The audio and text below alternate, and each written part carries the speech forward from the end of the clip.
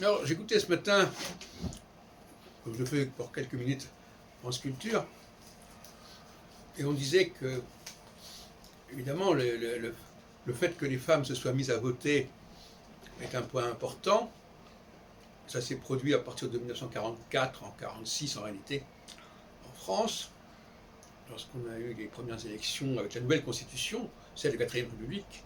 Il y a eu des problèmes, elle a été rejetée dans un premier temps, et dans un deuxième temps, il y a eu des problèmes avec la constitution de 1946, qui a duré jusqu'en 1958. Et je voulais dire qu'à mon avis, les femmes jouent un rôle très important en tant qu'électrices, pour désigner les leaders, plutôt. Pas seulement pour être leader elles-mêmes, mais pour désigner des leaders. Donc les leaders sont les éligibles qui vont être élus, et les femmes sont les électrices.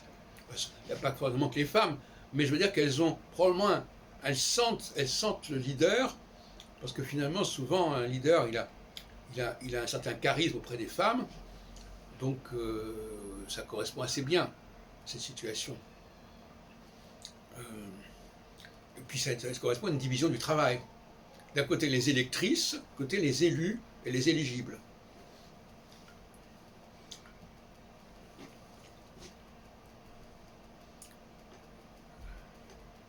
D'ailleurs, par exemple, quelqu'un comme le général de Gaulle, on dit parfois qu'il a été élu parce qu'il y avait les femmes qui votaient. Enfin bon, on pourrait discuter là-dessus.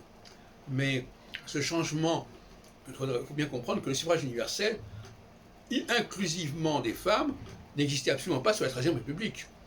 En revanche, paradoxalement, il y avait des femmes ministres. Par exemple, dans le gouvernement du Front populaire de Léon Blum, les femmes ne votaient pas aux élections, mais il y avait plusieurs femmes au gouvernement de Blum. Ce n'était pas incompatible, par contre.